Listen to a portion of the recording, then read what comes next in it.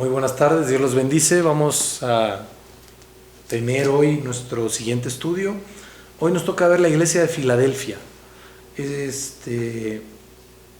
Vamos avanzando, nos faltaría ya nada más la iglesia de la Odisea y estamos orándole a Dios para entrar en el estudio de los demás capítulos del Apocalipsis. Yo creo que sería muy bueno que el Señor nos fuera dando una visión adecuada de lo que es el libro de Apocalipsis, viéndolo desde un punto de vista profético, para poder ir avanzando en nuestra vida y saber que el Apocalipsis es un resumen de toda la palabra de Dios. Son 22 libros. Y me dirá alguna gente, bueno, ¿y por qué? O alguna persona, ¿y por qué me dice usted que es el resumen del Apocalipsis? Porque si vemos el Apocalipsis a través de los ojos del Padre, a través de los ojos del Hijo y del Espíritu Santo, nos da 66, porque 22 por 3 son 66. Y para mí es maravilloso esto que estamos viendo, porque nos recuerda a los que lo hemos podido ver en algún tiempo, nos recuerda la gran bendición de Dios, el gran poder de nuestro Señor, para ir avanzando en ello. Entonces vamos a orar, mis amados, para empezar. Padre Santo, en el nombre de Jesús te damos gracias por esta tarde, mi Dios. Te pedimos que tu bendito Espíritu Santo nos abrace, nos cuide, nos guarde, nos llene de todo cuanto es. Te rogamos, hermoso mío, que te magnifiques poderosa y grandemente, maravillosamente, que nada impida que tu mano de amor, favor y poder esté con nosotros. Te pedimos de tu sabiduría, de tu amor, de tu entendimiento, de tu revelación, para que operemos y funcionemos correctamente, Señor. Que la sabiduría apostólica, profética, evangelística, pastoral y magisterial sean en nosotros, Padre Santo, para poder hacer todas las cosas a las que nos has llamado, y que todo lo que has determinado, Señor, para este estudio sea cumplido en nuestras vidas. Sabemos, mi Dios, que de nada sirve tener el conocimiento si no lo vivimos, si no lo ponemos en práctica. Sabemos que tu palabra dice que la mucha palabra mata, pero el Espíritu vivifica, y queremos ser vivificados por tu palabra, mi Dios, no muertos por tu palabra, ni ser emocionalistas en cuanto a puro espíritu, sino que haya un equilibrio perfecto, Señor, en nuestra vida, como tú lo tuviste, bendito Señor Jesús, dándote gracias siempre en ese precioso y hermoso nombre, que es sobre todo nombre, en el nombre de Jesús de Nazaret. Amén, amén y amén. Pues vamos a ver la iglesia de Filadelfia.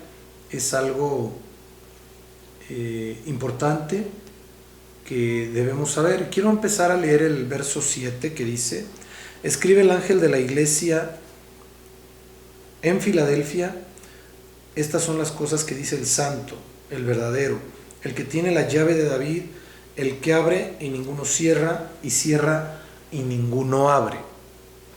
Quiero hacer un paréntesis aquí para entender, comprender y visualizar algunas cosas, sin que pierdan el libro de Apocalipsis, capítulo 3, versos 7 al 13, que son los que vamos a ver hoy.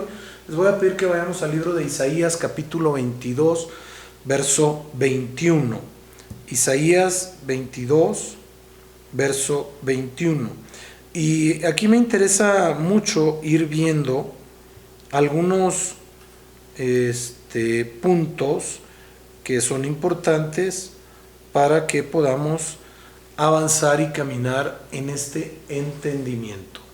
Isaías 22, verso 21. Dice el verso 21: y lo vestiré de tus vestiduras, y lo ceñiré de tu talabarte, y entregaré en sus manos tu potestad, y será padre al morador de Jerusalén y a la casa de Judá. Verso 22: y pondré la llave de David, de la casa de David, sobre su hombro, y abrirá y nadie cerrará, y cerrará y nadie abrirá. Y lo hincaré como clavo en lugar firme, y será por asiento de honra a la casa de su padre. Ahora bien, vamos a leer el verso 20, estos tres versos en la Biblia de la traducción del lenguaje actual. Dice: le dará tu puesto y tu misma autoridad, Eliakim será como un padre para los habitantes de Jerusalén y para la familia del rey de Judá. Dios entregará el poder que tuvo el rey David. Lo que Eliakim ordene se cumplirá y nadie podrá contradecirlo. Él será orgullo para su familia y Dios lo protegerá de todo enemigo. Hay algo que es bien importante por el título que tiene esta porción de la Biblia. Y de lo que habla esta porción de la Biblia es de el cambio de algunos siervos. Y este cambio de algunos siervos nos lleva a entender y comprender nuestra concepción como hijos de Dios, como siervos, pero a lo que realmente nos lleva es a entender que somos transferibles, por decirlo de alguna manera burda, porque empieza con un mensaje contra Jerusalén en la primera parte de ese capítulo. Y esto es por los malos siervos, por los malos hijos. Y luego entre el 12 y el 13 dice, no hay perdón para Jerusalén. Y después dice cambio de funcionarios. Entonces nos habla de cambio de siervos. Esto, ¿por qué? Porque el Señor está hablando de algunas cosas que vamos a ir viendo en el proceso de lo que veamos en Filadelfia, en que hay cosas que son muy puntuales que deben hacer los siervos y se pierden de repente. Entonces, vamos a ver lo que dice la Biblia Kadosh. Lo vestiré con tu túnica. O sea, no dice con una túnica, sino con tu túnica. Otorgaré tu corona con poder y lo investiré con tu autoridad. Él será un padre para el pueblo que habita en Jerusalén y para la casa de Yahudá, o sea, para la casa de Judá. Verso 22. Y yo le daré la gloria de David. Habla de la gloria, no habla de otra cosa, de la gloria. Y no habrá nadie que hable contra él. Pondré la llave de la casa de David en su hombro. Nadie cerrará lo que él abra y nadie abrirá lo que él cierre. Yo le haré gobernante en lugar seguro. El lugar será para un trono glorioso de la casa de su padre. ¿Qué nos quiere decir esta situación? Porque de nada sirve que lo leamos si no lo entendemos. Vamos a ver algunos puntos importantes sobre la iglesia de Filadelfia. Y con esto estamos empezando. Esta iglesia usaba como idioma el griego. ¿Por qué? No perdamos de vista que el grueso de las iglesias que hemos estado refiriendo en el transcurso de estos estudios son iglesias formadas por gentiles en su gran mayoría. Y en esta iglesia el idioma era el griego. Su nombre proviene de la raíz griega philis, que significa amor fraterno o amor fraternal, que es uno de los tipos de amor que Dios mismo ha entregado a sus hijos. ¿Qué es esto del amor philis? Dios opera en tres tipos de amor en la vida de sus hijos. En el amor philis, que es el amor fraternal que estamos viendo, el amor eros, que es el amor entre hombre y mujer, el amor sexual, por decirlo de alguna manera, el amor de pareja, y digo hombre y mujer porque así lo maneja la Biblia y no hay otro modelo divino, y el amor ágape, que es el amor del Padre, de Dios, hacia sus hijos. Y cuando nosotros entendemos estos tres tipos de amor, sabemos que hemos operado y funcionado en los tres de alguna manera, directa o indirecta. ¿Cómo? En el amor ágape, por el amor que nos han mostrado nuestros padres. En condiciones normales de uso, como digo yo, un amor ágape proviene del papá y de la mamá del hijo o la hija. Ese es el amor ágape, un amor incondicional, en que se entrega sin esperar nada a cambio. El amor eros es el amor que le profesa un hombre a una mujer y una mujer a un hombre. ¿Para qué? Para formar una familia, como lo dice la palabra de Dios. Y el amor filis es el amor entre hermanos, hombres y mujeres, como sea, pero es un amor fraternal, de hermandad, donde el objetivo es cuidar al que está a tu lado, al prójimo, al próximo, con ese amor que Dios lo cuidaría, como hermanos. Es importante. De modo que por el mismo nombre, continúo con los elementos de la iglesia de Filadelfia, de modo que por el mismo nombre sabemos que las personas eran salvas y que prácticamente ese amor filial en el que fundamentaron la iglesia era sustentado por Dios. Ahora, Filadelfia representa la iglesia de los últimos días. Es una iglesia de amor, de poder, de autoridad, una iglesia que opera en milagros, prodigios, señales, otorgadas por el Espíritu Santo, claro es. Es una iglesia que por su actuar, obedeciendo la palabra, recibe todo este tipo de cosas. Ahora, a mí me llama muy fuertemente la atención esto. La iglesia de Filadelfia era una iglesia no muy numerosa. Era una iglesia pequeña. Lo que me muestra que formaron una familia dentro de la iglesia. ¿Y por qué dice eso? Ahorita lo vamos a ver. Entonces, esta iglesia, siendo pequeña, le exigía a sus miembros operar en ese amor filis y obviamente en la santidad, y que las cosas se hicieran en el orden de Dios. ¿Por qué? Porque así lo ordenaba su palabra. Bien, es una iglesia que es señalada por su actuar, pero algunos, como al día de hoy, la señalan como fanática, la señalan como religiosa en algunas cosas que son inflexibles en cuanto al actuar de la santidad. Y bueno, yo en lo personal soy muy inflexible en cuanto a la situación de la santidad. Ahí no hay punto de flexión, como dicen los ingenieros. No hay oportunidad de decirle a la gente no vivas en santidad, porque sin santidad nadie verá al Señor. Entonces quien quiera ver al Señor, quien quiera estar en la presencia de Dios, tiene que vivir en santidad forzosamente, no hay vuelta de hoja. Ahora bien, luego dice, una iglesia, pero estos puntos es por lo que era juzgada, por ser inflexible, por ser fanática según ellos, por ser religiosa, por cuidar los puntos álgidos de la relación con Dios, por deshacerse en la situación de la alabanza y la adoración. Ahora bien, el Señor Jesús le entrega a esta iglesia la llave de David, y esa llave es la que abre todo y cierra todo, y nadie puede abrir ni cerrar cuando lo hace.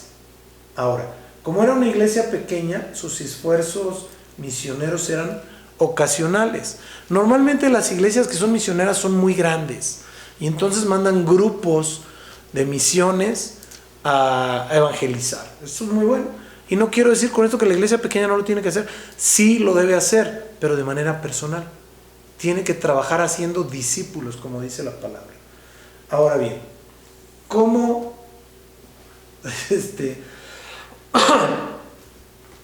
puedo identificar a una iglesia, sea cual sea? El libro de Oseas, capítulo 4, verso 9, dice lo siguiente: y será el pueblo como el sacerdote. Esa es la primera parte. Entonces, ustedes quieren saber cómo es una congregación, conozcan a un congregante ya de tiempo, y vas a saber cómo es el pastor, cómo es la autoridad, cómo es el sacerdote. Porque si tú conoces a una persona en cualquier lugar, y esa persona te dice que no existe algo de lo que está escrito en la Biblia, pues entonces el pastor dice eso, porque es lo que ha aprendido. Si conoces a un congregante y te dice, no, el mover del Espíritu Santo era en la antigüedad, hoy no, el pastor no cree en el mover del Espíritu Santo. Luego entonces, estas congregaciones de repente son muy juzgadas. ¿Por qué? Por un problema bien grande que hay dentro del cuerpo de Cristo. Y esto es algo que todo ser humano cree que debe ser así. El grueso del ser humano piensa que si él ve todo verde, pues todo tiene que ser verde y todo el mundo tiene que ver verde. No, no funciona de esa manera. ¿Por qué? Porque Dios nos hizo diferentes a todos. A todos nos hizo diferentes. Yo no puedo pensar que una iglesia que está aquí mismo en Aguascalientes tenga que operar igual que yo. ¿Por qué? Porque el sacerdote no es igual a mí, es diferente a mí. Piensa probablemente diferente, pero lo más importante, la visión de la iglesia es distinta. Y de acuerdo a la visión es como se tiene que mover la iglesia. ¿Y a quién le da la visión la iglesia? Al apóstol, al profeta o a la autoridad de la casa. Porque una iglesia que no tiene visión, mi pregunta es ¿hacia dónde va? ¿En qué trabaja? ¿En qué se esfuerza? Y eso es un trabajo diario. ¿Por qué? Vamos a leer completo el verso 9 de Oseas 4. Oseas 4:9 dice: y será el pueblo como el sacerdote, le castigaré por su conducta y le pagaré conforme a sus obras. Entonces esto puede funcionar al contrario sensu. El pueblo es como el sacerdote y lo bendeciré por su conducta y le daré bendición conforme a sus obras. Es importante ver esta situación porque para que haya una iglesia como la de Filadelfia se necesita forzosamente un sacerdote que esté dispuesto a amar a Dios, a obedecer a Dios y a estar sujeto a Dios en todo lo que manda su palabra. Punto. Nada más. Con el riesgo pulsante, eso sí, latente todo el tiempo, de que la gente no se comprometa con la iglesia. ¿Por qué? Porque esa visión de obedecer a Dios, de sujetarse a Dios y de hacer las cosas como Dios manda, pues no es fácil. Escuchaba yo al apóstol Sidney Ster el otro día, lo leía porque manda un mensaje diario. Te bendigo, Sidney, donde quiera que estés. Saludos en casa, por favor. Y decía que ser cristiano no es difícil, es imposible, porque el cristiano que quiere ser cristiano por sus propias fuerzas jamás lo va a lograr. Esto se tiene que lograr a través del Espíritu Santo, nada más, única y exclusivamente a través del Espíritu Santo. No se puede lograr de otra forma. ¿Por qué? Porque hay gente que ha tomado las congregaciones como clubes sociales.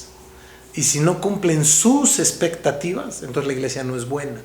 Y por eso se convierten, como digo yo, en chapulines, ¿no? Están brincando de congregación en congregación cuando las cosas no se hacen como ellos quieren, como ellos desean, como ellos anhelan. Entonces la autoridad se convierte en lo peor, se convierte en todos los calificativos que le quieran poner ustedes, ¿no? Por eso en lo personal a mí me gusta indagar de dónde viene la gente, cómo llega, por qué llega, en qué circunstancias llega. Escucho a la gente, pero también me gusta escuchar a los pastores del lugar que está llegando. Obviamente yo les quiero decir que realmente a mí no me gusta recibir gente de otras congregaciones. No me gusta. ¿Por qué no me gusta? Porque la gente, el primer punto que toma en cuenta es hacer un comparativo entre la autoridad de la iglesia donde estuvo y la autoridad de la iglesia a la que llega. Y a final de cuentas, siempre va a haber bemoles para esa gente. Y si salió de una congregación, pues hay que investigar el por qué salió. No sabemos si dividió la congregación. No sabemos si tuvo conductas atípicas y fuera de orden de la palabra. ¿Y cómo la vamos a aceptar si no sabemos quién es, de dónde viene o cómo viene? Y curiosamente cuando yo les digo, ¿sabe qué? Dígale a su pastor que me eche un telefonazo, o si me permite hablarle, o que me mande una carta de usted para saber en qué condiciones está. La gente dice, a ver ¿cómo? Y más del 80% no han regresado cuando yo les digo eso, y me preguntan, ¿y por qué quiere usted eso? Pues porque quiero saber con quién estoy tratando en el ámbito del servicio en la iglesia. Una persona que ha hecho las cosas correctamente, si se va viendo en una congregación, no tiene por qué de ninguna manera tener un problema con su ex autoridad por pedirle que hable con la persona que va a ser su autoridad de hoy en adelante. Lo voy a poner a manera de ejemplo muy burdo, pero ¿para qué creen que es un currículum? Aparte de saber los conocimientos que tiene una persona. Claro, para saber cómo ha operado y cómo se ha comportado en los trabajos anteriores. Así de fácil. Ahora va a pedir currículum para que la gente sea parte de su congregación. No es mía, es de Dios. Punto número 1. Punto número 2. Si estamos a cargo de un servicio en el orden de Dios, lo tenemos que buscar hacer en excelencia. No hay más. Vamos al verso 2. No, es el verso...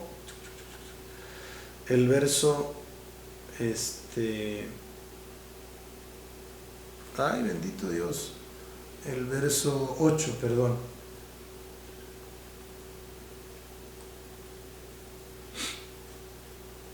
Ok. Dice la palabra: yo conozco tus obras. He aquí, he puesto delante de ti una puerta abierta, la cual nadie puede cerrar, porque aunque tienes poca fuerza, has guardado mi palabra y no has negado mi nombre. Hay cosas que tenemos que ver en esta situación para poder entender y comprender bien claramente el por qué Dios hace esto. No debemos perder de vista de quién está hablando en principio de cuentas, que es de nuestro Señor Jesucristo, que es el Santo de Israel, el Todopoderoso, el Señor de señores y Rey de reyes. Ahora, y nos lo dice así porque el libro de los Efesios, capítulo 4, verso 13, nos menciona lo siguiente el apóstol Pablo: hasta que todos lleguemos a la unidad de la fe y del conocimiento del Hijo de Dios, a un varón perfecto, a la medida de la estatura de la plenitud de Cristo. Y me dirán algunos, bueno, ¿y eso como por qué y para qué? Es importante que veamos nosotros los versos previos a este verso 13. Y dice, verso 8, Efesios 4:8 dice lo siguiente: por lo cual dice, subiendo a lo alto llevó cautiva la cautividad y dio dones a los hombres. Y eso que subió, ¿qué es? Sino que también había descendido primero a las partes más bajas de la tierra. El que descendió, el mismo es el que también subió sobre todos los cielos para cumplir todas las cosas. En otra versión dice para llenarlo todo.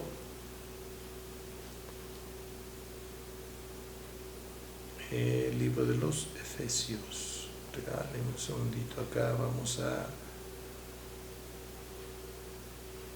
Efesios 4. Ok, entendí. Efesios 4:8, ¿verdad? Dice, esta no es, perdón. Reina Valera, revisión 60. Por lo cual dice, subió a lo alto, llevó cautiva la cautividad y dio dones a los hombres. Y eso de que subió, ¿qué es? Sino que también había descendido primero a las partes más bajas de la tierra. El que descendió es el mismo que también subió por encima de todos los cielos para llenarlo todo. Atención aquí. Y él mismo, esto de lo que nos hablan estos versos, el 8, el 9 y el 10, se refieren a la persona del Señor Jesucristo. Verso 11. Y él mismo constituyó.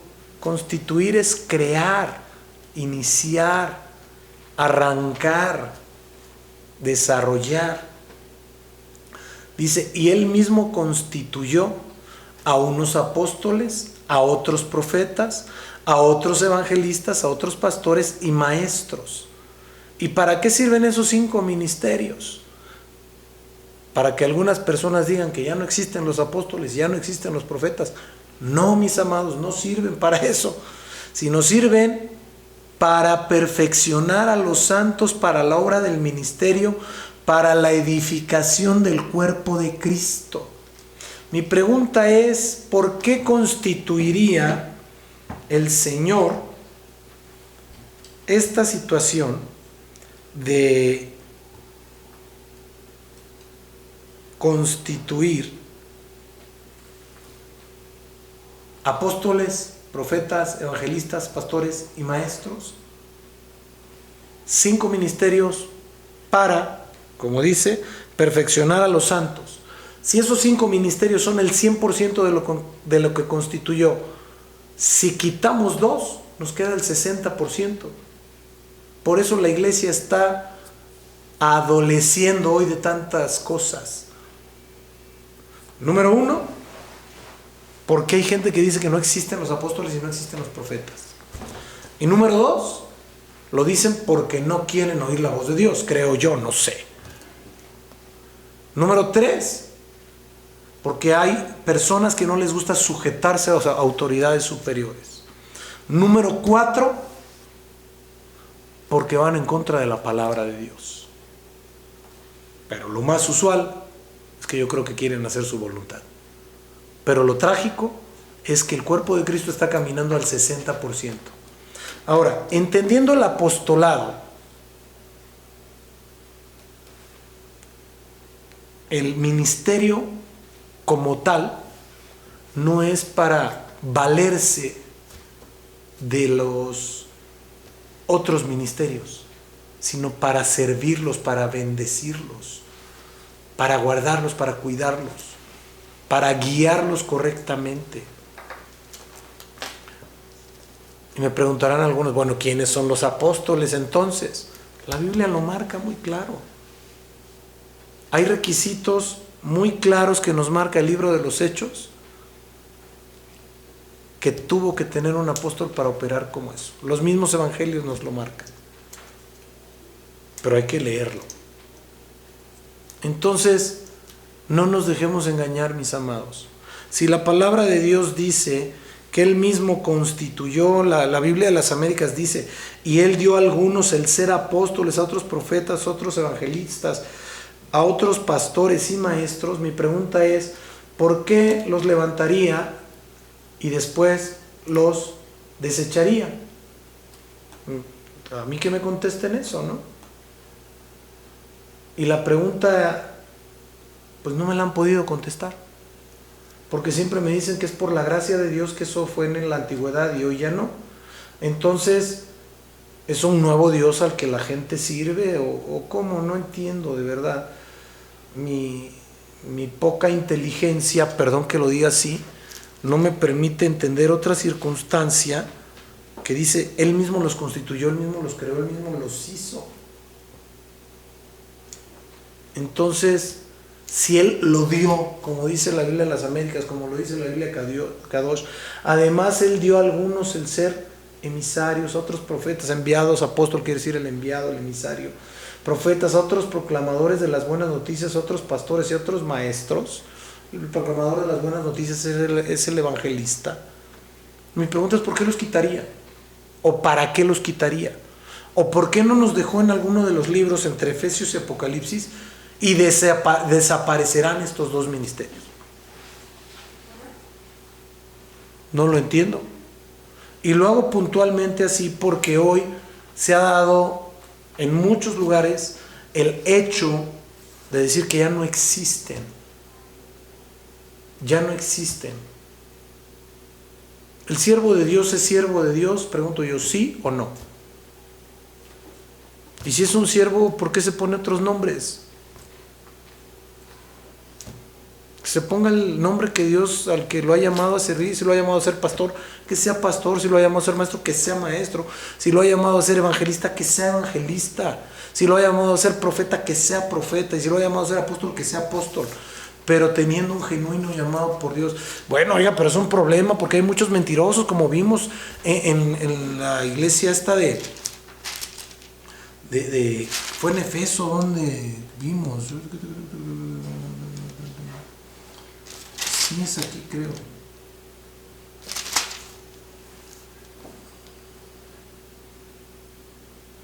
Sí, aquí está en el verso 2, en Apocalipsis 2:2 dice: yo conozco tus obras y tu arduo trabajo y paciencia, y que no puedes soportar a los malos, y has probado a los que se dicen ser apóstoles y no lo son, y los has hallado mentirosos.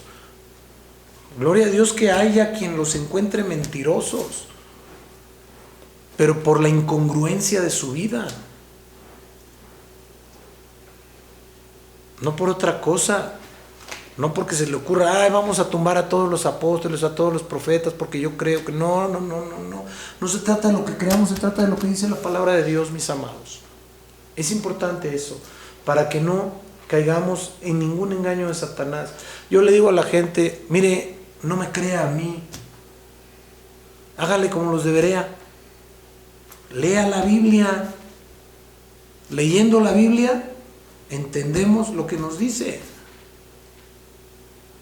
¿Pero de qué me habla usted? Mire, le voy a leer ese verso en un comparativo en varias versiones, y me refiero a este verso de Efesios 4:11. Ya le leí el de la Reina Valera 60, el de la Biblia de las Américas, ya le leí la versión Kadosh, le voy a leer la traducción actual. Dice, Él fue, hablando del Señor Jesús, quien les dio a unos la capacidad de ser apóstoles, a otros la de ser profetas, a otros la de ser evangelistas, a otros la de ser pastores y maestros. Entonces, si el Señor lo otorgó, si el Señor lo dio, mi pregunta es, ¿por qué lo habría de quitar? Vamos viendo aquí algunas, ¿no?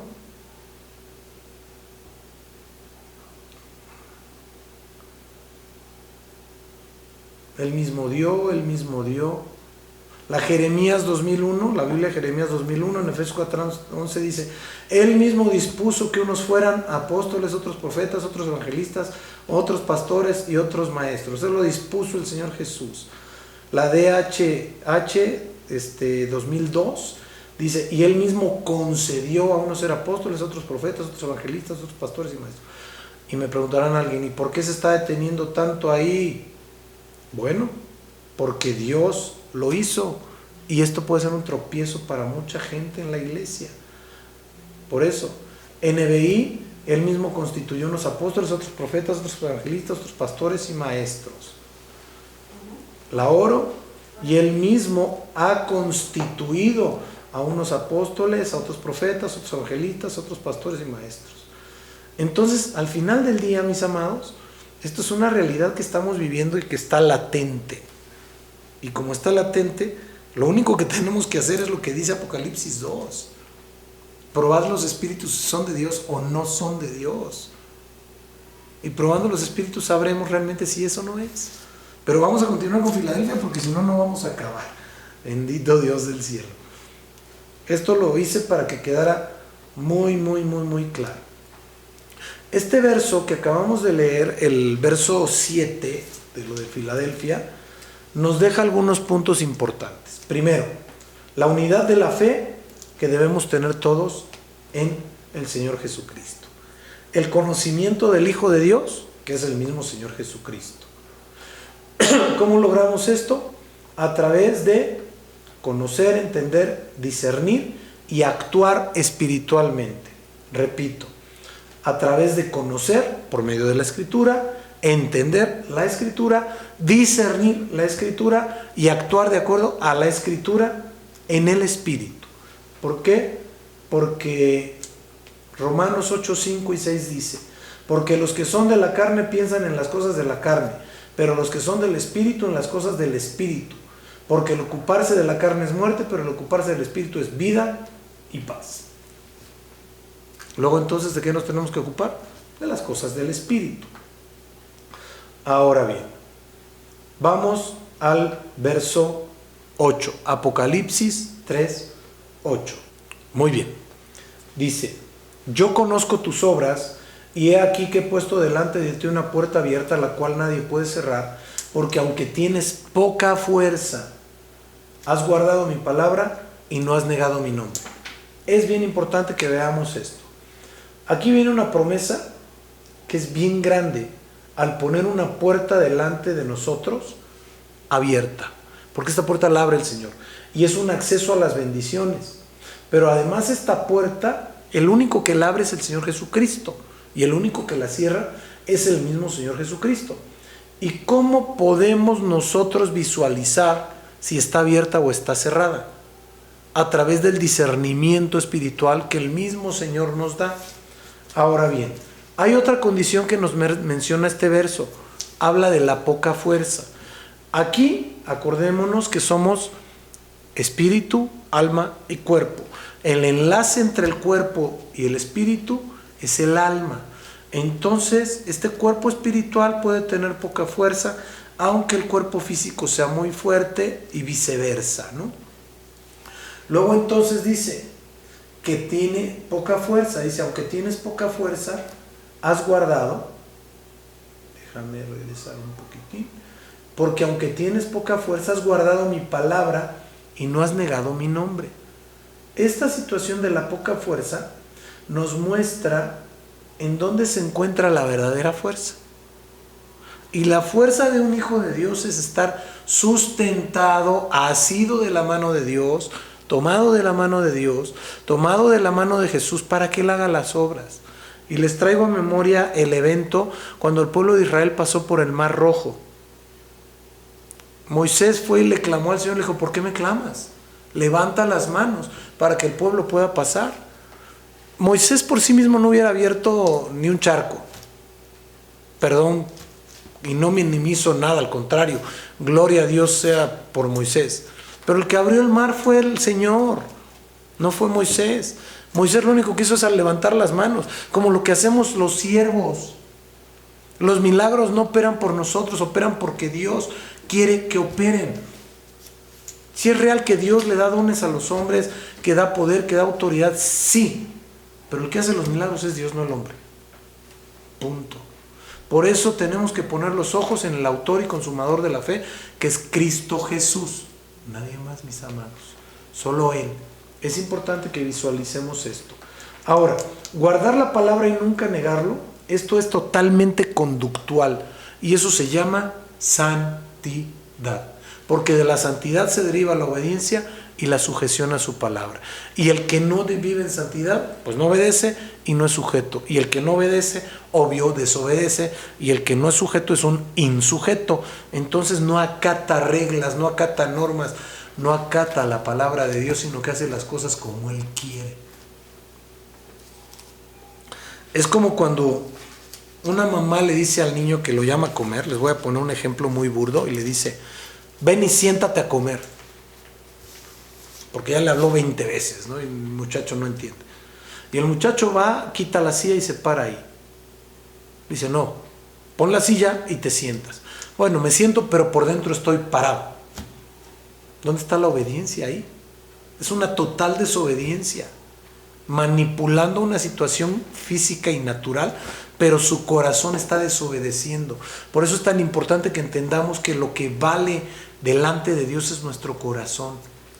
Y si vamos a obedecer, obedecemos bien, y si no, mejor no lo hagamos, mis amados. Nos está invitando a desobedecer jamás en la vida. Al contrario, los estoy invitando a obedecer de todo corazón, como Dios manda. Yo obedezco a Dios, pero el pastor no es Dios. Bueno, y entonces, ¿quién es la autoridad que Dios puso en esta tierra? El apóstol Juan dice que si no sabes amar al que ves, ¿cómo amarás al que no ves? Apliquemos esa palabra a esta situación. Si no obedeces al que ves, ¿cómo obedecerás al que no ves y no oyes? Porque los desobedientes no escuchan a Dios. Eso es una mentira. Es una mentira. Así de fácil, así de sencillo. Vamos al verso 9. Apocalipsis 3:9. He aquí yo entrego de la sinagoga, no en la sinagoga, de la sinagoga de Satanás, a los que se dicen ser judíos y no lo son, sino que mienten. He aquí yo haré que vengan y se postren a tus pies y reconozcan que yo te he amado. Resulta ser que había algunos que se decían muy religiosos, judíos, pero realmente no hacían las cosas como debían. Digo, vayamos al ejemplo claro. Años antes no mataron esos judíos a nuestro Señor Jesucristo. ¿Quién lo mandó a matar? El sumo sacerdote, la autoridad del Sanedrín, sacerdotes judíos. Por eso es importante entender bien esto. ¿Por qué? Porque esto nos habla de un juicio divino sobre aquellos que son mentirosos, sobre aquellos que no hacen las cosas como Dios manda. ¿Sí? Y esto no es para los inconversos, esto es para el pueblo de Dios. Por eso tenemos que aprender a ser veraces, decir la verdad. Oiga, que duele. Pues sí, pero es la verdad. Es como si una persona me pregunta a mí como autoridad de una congregación: oiga, voy a contratar al hermano tal para este trabajo y así, así, asado. ¿Y qué tan importante es el trabajo? Pues sí, sí es importante. Bueno, pues el hermano es flojo, porque yo lo conozco de años, ¿no? Es flojo, no te va a sacar adelante el trabajo. Y el hermano flojo se enoja porque dije la verdad. Si él se compromete a quitarse la flojera y trabajar, contrátalo. Pero si no se compromete a hacer las cosas bien, no te metas en camisa de 11 varas, porque vas a echar a perder tu trabajo, vas a perder la amistad del hermano y vas a tener un mundo de problemas. ¿Y todo por qué? Porque se dijo la verdad. Decir la verdad, como dicen en el mundo, no duele, pero cómo incomoda. Digo, no peca, pero cómo incomoda, ¿verdad? Porque esa es la realidad de las cosas, mis amados. Ahora, nadie tiene por qué mentir en pro o en favor de otro. Nadie tiene por qué perjudicar a nadie en pro o en favor de otro. Las cosas de Dios se hacen en paz y transparentes. Simple. Juan 8:44 dice lo siguiente: vosotros sois de vuestro padre el diablo, y los deseos de vuestro padre el diablo queréis hacer. Él ha sido homicida desde el principio y ha permanecido en la verdad, porque no hay verdad en él. Cuando habla mentira, de suyo habla, porque es mentiroso y es padre de mentira. Luego entonces el que miente es hijo del mentiroso. Atención en esto, ¿sí? Y luego dice: he aquí yo haré que vengan y se postren a tus pies y reconozcan que yo te he amado. Esta situación es algo delicado, pero hay un punto que a mí me llama mucho la atención, y es la falta de humildad para reconocer la condición. Si yo fallo, lo menos que puedo hacer es reconocer que fallé. Si yo peco, lo menos que puedo hacer es reconocer que pequé. Pero resulta ser que a veces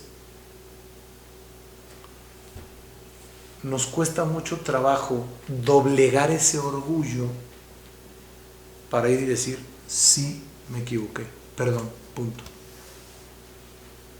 ¿Cuántos segundos me habré llevado? Pero que sea de todo corazón. De todo corazón. Porque de nada sirve hacer una letanía y armar una novela que ahora ya les llaman series, como las del Canal de las Estrellas o las de la otra televisora, cuando no es cierto. Simplemente me equivoqué, punto, perdón, se acabó, ya.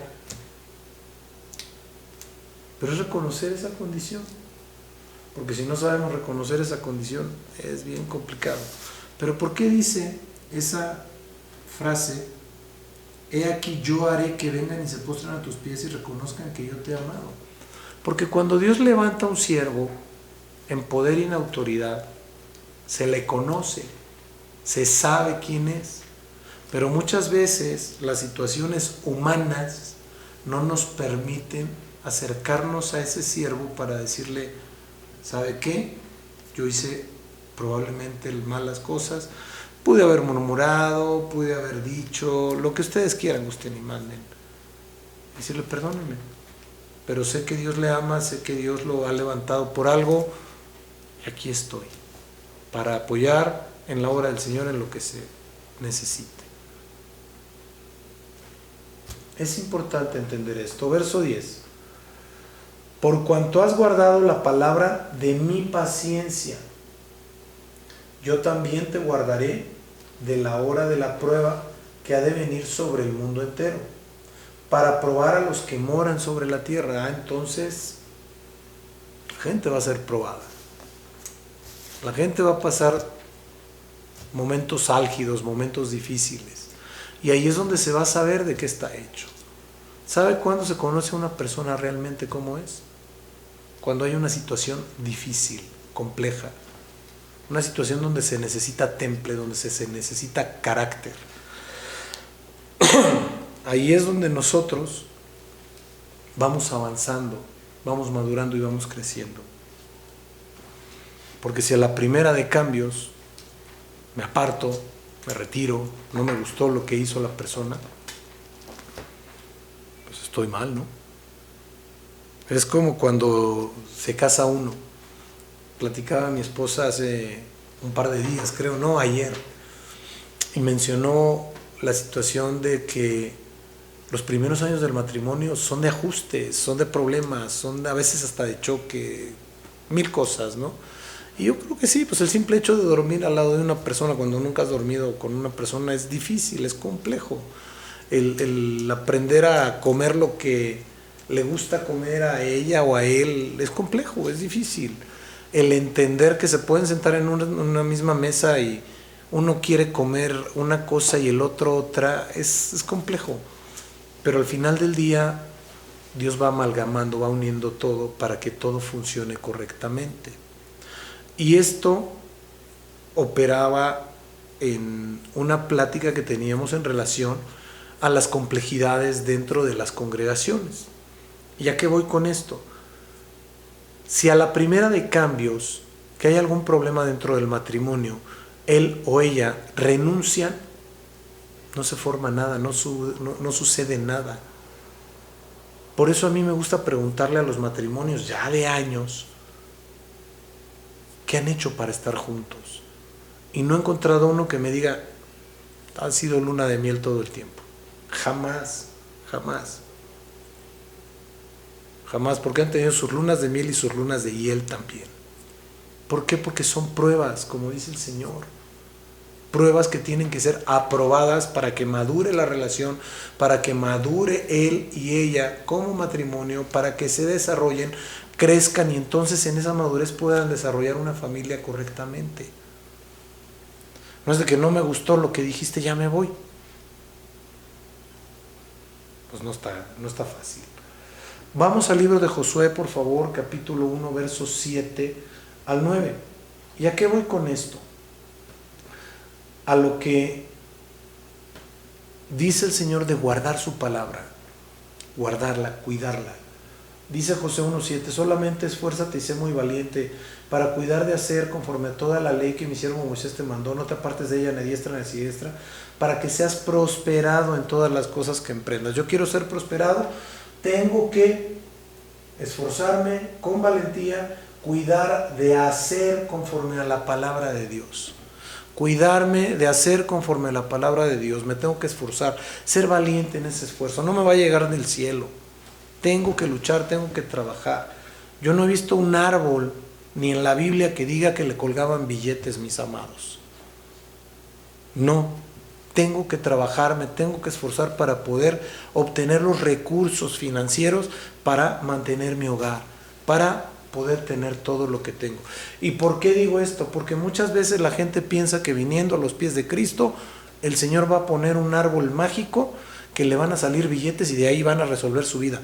No, hay que postrarse, hay que orar y el Señor va a ir abriendo los caminos para que nosotros nos podamos hacer de lo que necesitamos y estar en el lugar correcto, haciendo lo correcto para tener la bendición que requerimos. Verso 8. Nunca se aparte de tu boca este libro de la ley. Tenemos que hablar palabra, sino que de día y de noche meditarás en él para que guardes y hagas conforme a todo lo que en él está escrito, porque entonces harás prosperar tu camino y todo te saldrá bien. Todo. Mira que te mando que te esfuerces y seas valiente, no temas ni desmayes, porque Jehová tu Dios estará contigo donde quiera que vayas. Ahora, el Señor le dijo a Josué que iba a entrar en Canaán y que no iba a hacer nada, que iba a entrar al paraíso como estaban Adán y Eva antes de ser desterrados de ahí, por decirlo de alguna manera. No, ¿verdad? Le dijo que tenía que esforzar, que tenía que luchar, que tenía que trabajar. Ahora, hay cosas específicas que Dios nos pide en esto que acabamos de leer: esfuerzo, valentía o valor. Cuidar de guardar y hacer lo que está escrito en la palabra. obedecer lo que está escrito en la palabra. Tener la palabra de Dios siempre en nuestro corazón, en nuestra mente y en nuestra boca. Y después recibir la promesa de Dios en el momento correcto. En el momento en que el Señor levanta a Josué, en ese momento no entró a Canaán. Tuvo que librar batallas, tuvo que esforzarse, tuvo que luchar, tuvo que pelear. Vamos a pelear una batalla contra Jericó. La iba a pelear el Señor, pero él tuvo que hacer el acto profético necesario para poder derrotar a Jericó. Y de repente, pues en cabeza de quien cabe, darle unas vueltas a una ciudad, gritar y que se caigan los muros, y entonces accesar y poder hacer lo que tenían que hacer, ¿no? Es importante que nosotros entendamos lo que nos corresponde hacer, pero Dios nos va a dar la guía, nos va a dar la visión, nos va a dar la ruta para obtener lo que queremos obtener. Verso 11 de Apocalipsis 3. He aquí yo vengo pronto, retén lo que tienes para que ninguno tome tu corona. Reitero, he aquí yo vengo pronto, retén lo que tienes, ya tienes algo, cuídalo, guárdalo, para que nadie tome tu corona. Y esto no quiere decir que les vayan a robar la corona, porque Dios le va a entregar la corona que le corresponde a cada quien, pero sí la podemos perder por nuestra conducta. Es más, podemos incluso perder el acceso a la presencia de Dios. ¿Cómo? Pues no estando en santidad. Dice seguir la paz con todos y la santidad sin la cual nadie verá al Señor, dice el apóstol Pedro.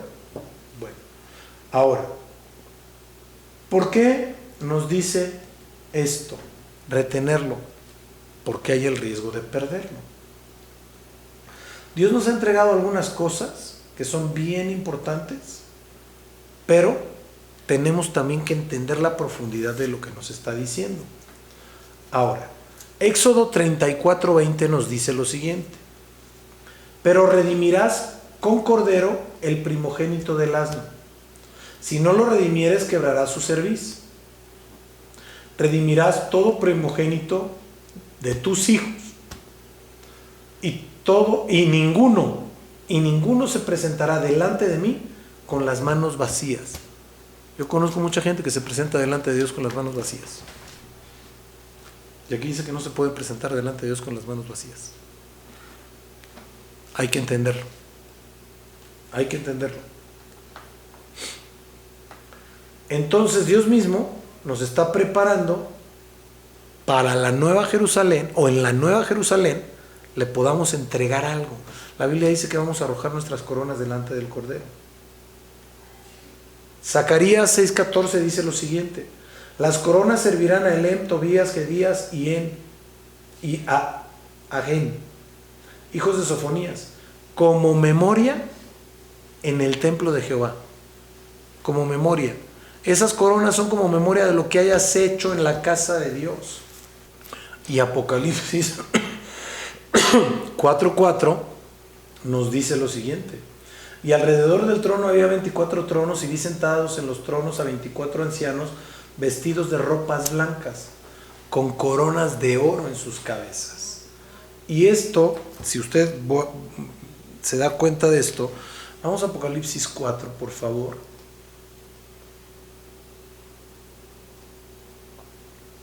Apocalipsis 4.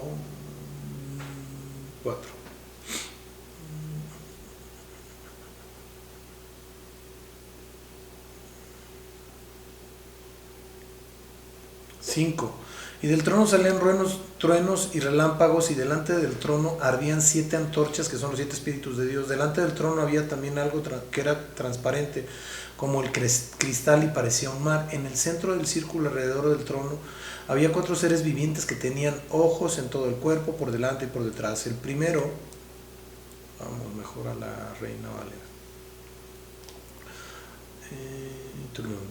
El primer ser viviente era semejante a un león, el segundo era semejante a un becerro, el tercero tenía rostro como de hombre, y el cuarto era semejante a un águila volando. Y los 4 seres vivientes tenían cada uno 6 alas, y alrededor, por dentro y por fuera, llenos de ojos, y no cesaban día y noche de decir: santo, santo, santo es el Señor Todopoderoso, el que era, el que es, el que ha de venir. Y siempre que aquellos seres vivientes, atención, y siempre que aquellos seres vivientes dan gloria y honra y acción de gracia al que está sentado en el trono, vive por los siglos de los siglos, 10. Los 24 ancianos se postran delante del que está sentado en el trono y adoran al que vive por los siglos y echan sus coronas delante del trono. Ha habido gente que me dice, bueno, pero esos van a ser los 24 ancianos. ¿Quiénes son? Digo, está fácil. El Señor le dijo a los discípulos, y ustedes se sentarán conmigo en 12 tronos. Pero uno de ellos ya no se sentó. Y de Malaquías no se habla nada. Matías, perdón, no se habla nada. Entonces esto es especulación, hay una vacante dentro de los 12 tronos judíos. Pero ¿y los otros 12 tronos? Si el Señor abrió la puerta a los gentiles, ¿quiénes van a estar en esos 12 tronos? Las 12 personas que el Señor determine que van a estar ahí. Punto. O sea, no le pongo nombre. Fácil. Yo no le pongo nombre. Los que determine el Señor. Se acabó. Ahora, pero dice que estos ancianos echan sus coronas, dice, echan sus coronas delante del trono diciendo, Señor, digno eres de recibir la gloria, la honra, el poder, porque tú creaste todas las cosas y por tu voluntad existen y fueron creadas. Entonces, si esos apóstoles van a hacer eso, ¿cuánto más nosotros? Fácil, rápido y sencillo, mis amados. Vamos a el verso 12 de Apocalipsis 3.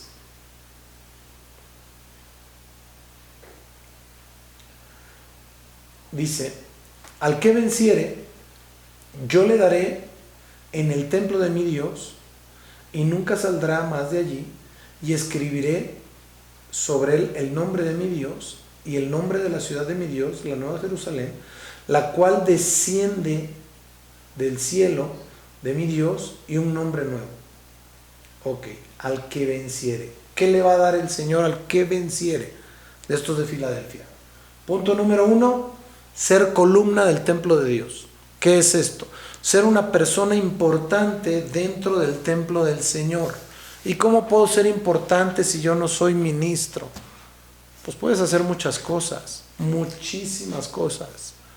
Te voy a poner un ejemplo. Lidia era una columna en la iglesia. ¿Por qué? Porque apoyaba a Pablo. Y lo apoyaba en todo. Y la mujer era comerciante. Entonces, esa mujer era una columna. Número que sigue. Nunca salir de la presencia de Dios. Dice, y nunca saldrá de allí. Entonces va a permanecer dentro del trono, dentro de la casa del Señor, y va a hacer todo lo que el Señor. Número 3, tener el nombre de mi Dios. Esto es una identificación divina, no hay vuelta de hoja. Es una identificación divina. 4, le va a dar una ciudadanía celestial en la Nueva Jerusalén. Cualquier extranjero que va a un país y permanece en ese país, busca ser ciudadano. Digo, yo me he encontrado con mucha gente que ha entrado a los Estados Unidos ilegalmente, ha buscado su residencia y después su ciudadanía. ¿Por qué? Porque le interesan los beneficios de ese lugar, como a todos los hijos de Dios nos interesan los beneficios que vamos a poder tener en la Nueva Jerusalén. Claro, no tiene nada de malo. Número 5, la pertenencia de Jesús es el nuevo nombre. Pero yo ya soy hijo de Dios, yo no digo que no seas hijo de Dios, pero dice el verso, y mi nombre nuevo. Dios nos va a poner un nombre nuevo en ese entonces. ¿Sí? ¿Por qué? Porque Él fue el que nos compró con su preciosa sangre. Verso 13. El que tiene oído, oiga lo que el Espíritu dice a las iglesias. Y esto es el escuchar espiritualmente. ¿Cuántas veces ha sucedido, mis amados, que nos están diciendo algo, nos preguntan a los 10 minutos y no sabemos qué nos dijeron? Porque oímos, pero no escuchamos. Por eso dice el que tiene oído, no oreja, oído. Con el oído se escucha, pero también se oye, sí, pero el que escucha razona lo que le están diciendo, lo que le están hablando, y dice lo que el Espíritu dice. Y cierro con esta idea. Si tuvieras frente a ti al Señor Jesús y te empezara a hablar, ¿te distraerías? Claro que no, ¿verdad? Así tienes que escuchar la palabra de Dios.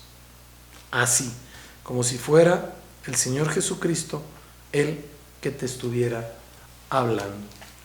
Gloria al Señor. Mis amados, hemos terminado con la iglesia de Filadelfia. Ya nada más nos falta la iglesia de la Odisea. Y después continuaremos con lo demás del libro de Apocalipsis. Vamos a orar para ser despedidos. Padre Santo de la Gloria, en el nombre de Jesús te damos tantas gracias por tu amor, tu majestad, tu poder, tu autoridad, por todo cuanto tú eres. Te rogamos, hermoso Rey del Cielo, que te magnifiques, que estés con nosotros, en nosotros y sobre de nosotros. Llénanos, Señor, guárdanos, tómanos, abrázanos y haznos más como tú, precioso mío, para que todo lo que has determinado, Señor, sea cumplido de acuerdo a tu hermosa y preciosa voluntad. Que nada, Señor, impida que tu mano de amor, favor y poder nos abrace, nos cuide, nos guarde y nos llene, y que todo, Señor, cuanto tú has hablado y cuanto tú has determinado, sea hecho, Señor, de acuerdo a tu preciosa y hermosa voluntad, y que todo, Señor, lo que hemos aprendido sea aplicable en nuestra vida para poder agradarte y ser bendecidos por ti, dándote gracias siempre, siempre, siempre, en el nombre precioso y maravilloso de Cristo Jesús. Amén, amén y amén. Dios me los bendice, pasen una maravillosa noche, que el Señor me los guarde, los bendiga, esté en sus hogares, en su vida, en su trabajo y en todo cuanto hagan. Los bendigo grandemente, pasen una excelente noche y un buen término de semana. Que el Señor les guarde y les bendiga. Les mando un fuerte abrazo, les amo mucho.